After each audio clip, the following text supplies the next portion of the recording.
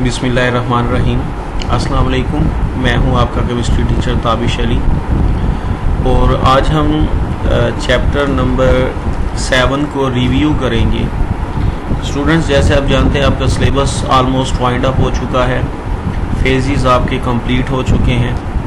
तो अब हमने डिसाइड किया है कि हम इन शॉर्ट ये तमाम चैप्टर्स का रिव्यू करके to the point short questions के हवाले से, लॉन्ग के हवाले से डिस्कशन करें।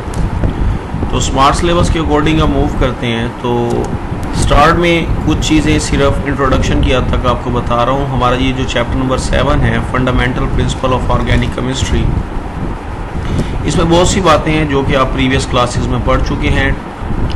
टू दी पॉइंट जस्ट एक बात करने लगा हूँ कि ऑर्गेनिक केमिस्ट्री की डेफिनेशन आप सबको मालूम है।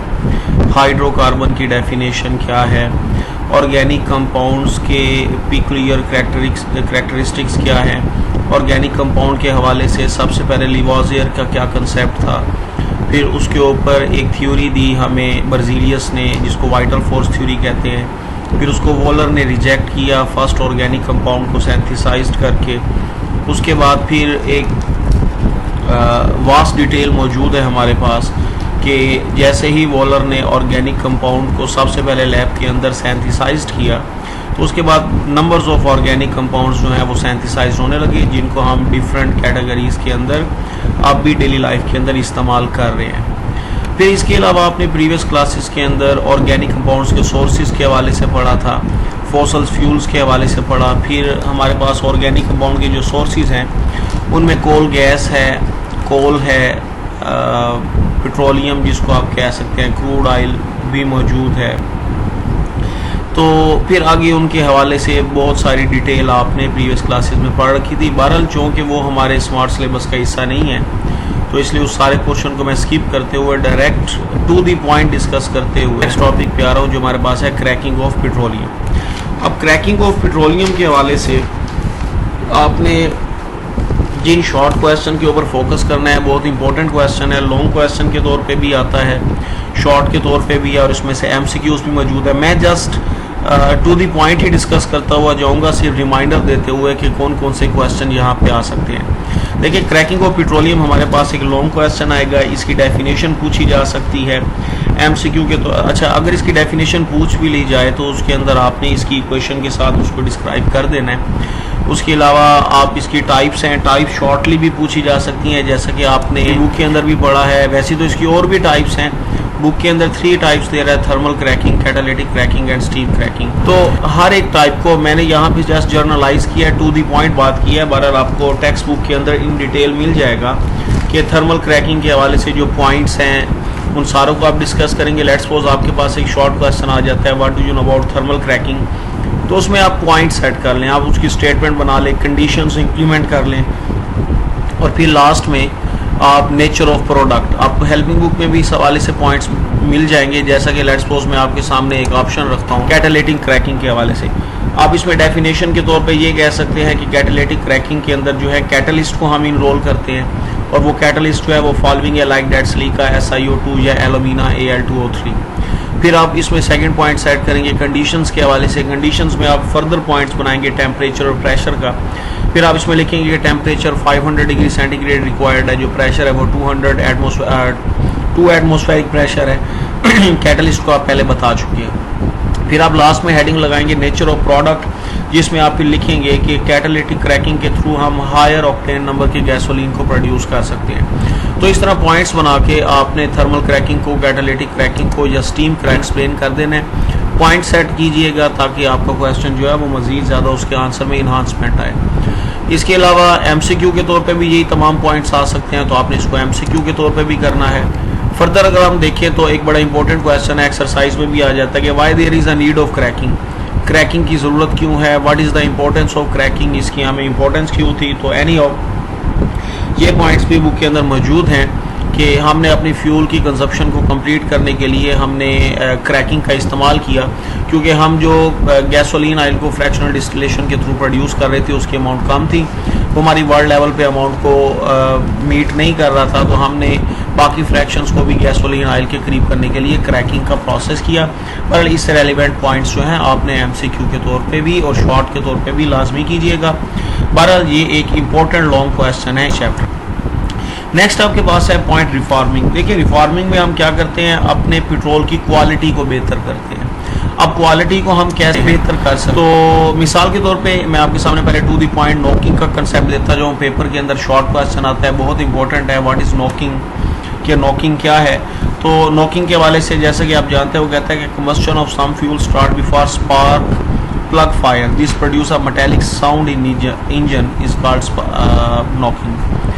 कि इंजन के अंदर हमें एक शार्प मेटालिक साउंड आ रहा होता है इम्प्योर्ड कंबस्शन की वजह से, जैसा कि आप सामने स्क्रीन पे भी देख रहे हैं कि मैंने नॉकिंग को आपके सामने डिफाइन किया है। बुक से हट के बात की है बहरहाल के internal combustion engine sharp sounds caused by the premature combustion of a part of the compressed air fuel mixture in the cylinder.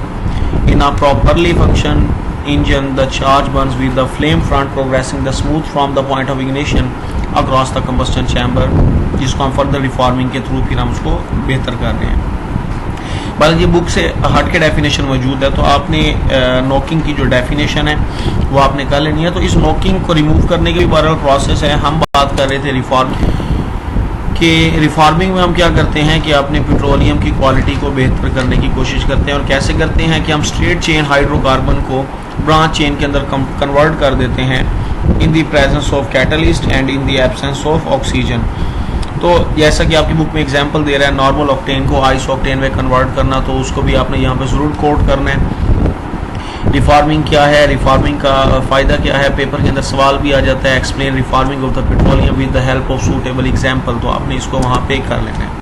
इसके अलावा ऑक्टेन नंबर आ रहा है, हम रिफॉर्मिंग के थ्रू किसी भी पेट्रोल की क्वालिटी को जज करने के लिए ऑक्टेन नंबर का इस्तेमाल करते हैं। ऑक्टेन नंबर हमें फ्यूल की क्वालिटी बताता है, जितना ऑक्टेन नंबर ज़्यादा होगा उतना उस फ्यूल की जो क्वालिटी है वो बेहतर होगी। तो किसी भी फ्यूल की ऑक्टेन नंबर की क्वालिटी को बेहतर करने के लिए हम रिफॉर्मिंग का प्रोसेस करते हैं। और इसके थ्रू हम क्या करते हैं कि मिसाल के तौर पर अगर एक फ्यूल में नॉकिंग ज़्यादा है तो ऑटोमेटिकली उसकी ऑक्टेन नंबर जो है वो कम होगी और वो एक अच्छा फ्यूल नहीं होगा। तो हम फ्यूल की ग्रोथ को बेहतर करने के लिए जो है रिफॉर्मिंग का प्रोसेस करते हैं और उस फ्यूल के ऑक्टेन नंबर को भी बढ़ाते हैं। नॉकिंग के वाले से जैसे आपको मैंने बता दिया था, इसके अलावा पेपर के अंदर ये क्वेश्चन आ जाता है, ये भी एक इंतहाई अहम शॉर्ट क्वेश्चन है कि what do you know about anti knocking और एडिटिव्स। कि एंटी नॉकिंग क्या है और एडिटिव्स किसे कहते हैं, उनका रोल क्या है और उनका डिसएडवांटेज क्या है। तो बुक के अंदर ये शॉर्ट क्वेश्चन के तौर पे भी आपको मिल जाएगा, TML या TEL के हवाले से, या एक एक्स्ट्रा पॉइंट मैंने अभी आपके सामने जो है MMT के हवाले से रखा है। तो ये सारे एंटी नॉकिंग एजेंट्स ही हैं, इनका इस्तेमाल नॉकिंग को रिड्यूस करने के लिए होता है और इसके अलावा इसके कुछ इफेक्ट्स भी हैं हमारे रेस्पिरेशन के ऊपर, जैसा कि आप बुक में भी देख सकते हैं। बुक में भी वो आपको बताता है कि ये टेट्राइथाइल लेड अफेक्टिव ज़रूर है लेकिन ये डेंजरस भी है। और ये डेंजरस क्यों है, ये लेड ऑक्साइड को प्रोड्यूस कर रहा है और ये जो लेड ऑक्साइड की गैस हवा में एयर पोल्यूशन का काज बनेगी, जिसकी वजह से हमें लंग्स प्रॉब्लम्स भी हो सकते हैं, हमारा रेस्पिरेशन का प्रोसेस भी डिस्टर्ब हो। क्लासिफिकेशन ऑफ कंपाउंड बिल्कुल टू दी पॉइंट आपके सामने रखा है, क्योंकि आपने इसको चैप्टर पहले क्लास 10th में भी पढ़ रखा है। बिल्कुल शॉर्टली डिस्कस कर रहा हूँ। ऑर्गेनिक कंपाउंड को 2 मेन पार्ट्स में डिवाइड किया गया, ओपन चेन और साइक्लिक चेन। मतलब जिसमें ओपन चेन होगा कि फर्स्ट कार्बन लास्ट कार्बन से मीट नहीं कर रही, साइक्लिक के अंदर फर्स्ट लास्ट से मीट करेगी। Open chain further straight branch में कन्वर्ट है, साइक्लिक 2 होमोसाइक्लिक हेट्रोसाइक्लिक में कन्वर्ट है, होमोसाइक्लिक फर्दर एलिसाइक्लिक और एरोमेटिक में है। तो ये सारे पॉइंट्स आपने प्रीवियस क्लासेस में पढ़ रखे हैं, शॉर्ट क्वेश्चन के तौर पे भी आ सकते हैं, MCQ के तौर पे भी आ सकते हैं। लेट्स सपोज आपसे पूछ लिया जाएगा which one of the following is not aromatic compound, what is the difference between homocyclic and heterocyclic compound, which one of the following is the alicyclic compound. तो इस तरह से आपके ये जो क्वेश्चन है वो MCQ के तौर पे भी आ सकते हैं, शॉर्ट के तौर पे भी ये क्वेश्चन। नेक्स्ट हमारा टॉपिक है फंक्शनल की डेफिनेशन। आपने प्रीवियस क्लासेस में भी पढ़ी, आपके सामने या स्क्रीन पे मौजूद भी है कि फंक्शनल ग्रुप स्पेसिफाई करते हैं different numbers of organic compounds को एक फैमिली के अंदर। फैमिली का कंसेप्ट आप अपनी बुक से भी रीड कीजिएगा। कुछ फैमिलीज आपके सामने मैंने मेंशन की है, जैसा कि alcoholic family, amine family, carboxylic, ketonic, ether, ester family. बहुत सारे फंक्शनल ग्रुप मौजूद हैं, बुक के अंदर भी चार्ट मौजूद है। MCQ के तौर पे आपने इसको लाजमी करना है, शॉर्ट क्वेश्चन के तौर पे भी आ सकता है। आपके सामने एक मैं चार्ट इस चार्ट के अंदर भी ये डिफरेंट फंक्शनल्स ग्रुप आपके सामने मौजूद हैं, जैसा कि आपको वो अल्केन, अल्कीन, अल्काइन, एरीन के हवाले से, हेलोल्केन के हवाले से, alcohol, aldehyde, ketone, carboxylic group, acid, anhydride, acid halide, Easter, ether and so on, सारी एग्जांपल ऑलमोस्ट यहाँ पे मौजूद हैं। तो आपने इनको एमसीक्यूज के तौर पे यहाँ पे लाजमी। उसके बाद नेक्स्ट हमारा बड़ा इंपॉर्टेंट टॉपिक है हाइब्रिडाइजेशन।